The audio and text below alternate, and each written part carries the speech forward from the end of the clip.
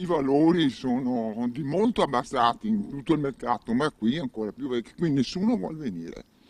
Qua nessuno vuole più venire. L'ultimo tratto di Via Leardi, nei pressi dell'incrocio con Via Fogazzaro, un tempo era uno dei quartieri migliori di Mestre. Oggi è una fila di saracinesche abbassate e locali in affitto che nessuno si sogna di occupare.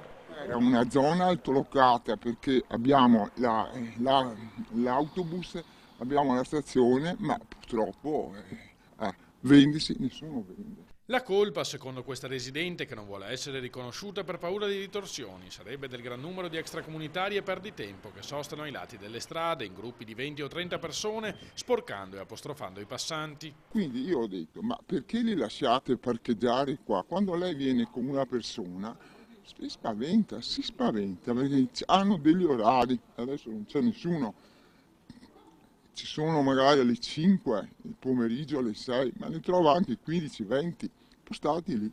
Mi rendo conto che non fanno nulla di male, concede la signora. Resta il fatto che tutti i vecchi residenti sono ormai fuggiti dal quartiere, le case non valgono più niente e gli italiani sono ormai un'esigua minoranza. Qui io vivo male, io alla sera ho paura di uscire, io non lascio certamente che mio figlio o un bambino possa andare a messa da solo.